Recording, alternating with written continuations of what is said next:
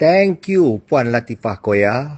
I met this woman, very humble, and she is very resolute in what she wants to achieve as an outcome for Malaysia. Now, her pushing this and doing a press conference of giving the unedited video to MACC, she is spot on. There can no longer be tai chi or trying to deviate from what needs to be done.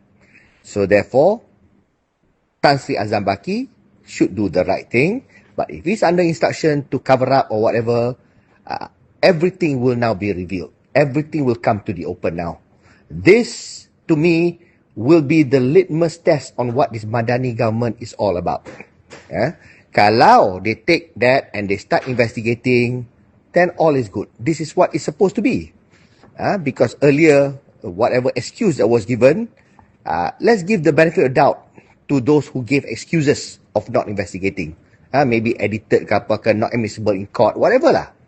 But now, when there's the raw footage, and this is going to be sent to MACC, they can validate betul ke tak whatever Lateefa Koya claim, and the fact that she is giving this, they can even call her for questioning.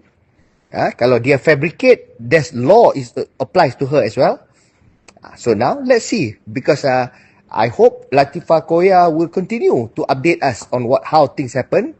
Kalau it's sweeping under the carpet, if this Madani government is protecting the corrupt, then we know what it is about, we know what PMX is about, we can all be better informed when we go to the ballot box. Kita tak boleh buat apa pun, kita bising, cerita banyak pun, if they decide to use draconian punya methods, we can go into jail or get into big trouble kan.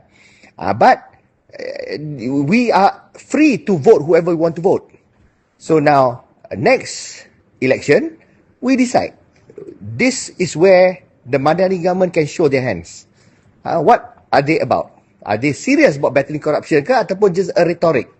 Oh, lawan rasuah, ya ke? I don't know. Tapi kalau hypocrite, you say something, you do something else, that's called hypocrite. Hypocrite ada dalam surah 63, Al-Munafikun. So therefore, you say something, you do something else. So maknanya, you lie about what you're going to do, you think you can deceive, tapi your action tak follow. That is the very definition of munafik.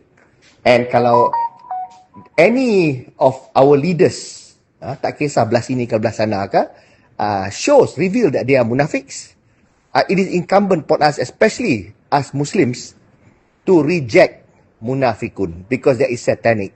Tak berkat. Jadi, as I said, this is litmus test. I'm not presupposing what will happen. Bagus, Puan Lateefa Koya buat benda ni, and I hope MACC responds positively and take swift action. And kalau tak, raise it to Parliament and tanya Prime Minister, apa cerita? Lawan rasuah, ni bukan rasuah ke? Let's see apa the responsive narrative that will come from the government now, that this is pushed forth by Lateefa Koya. Thank you very much, Lateefa Koya. And the ball is back to you, Madani government. Assalamualaikum.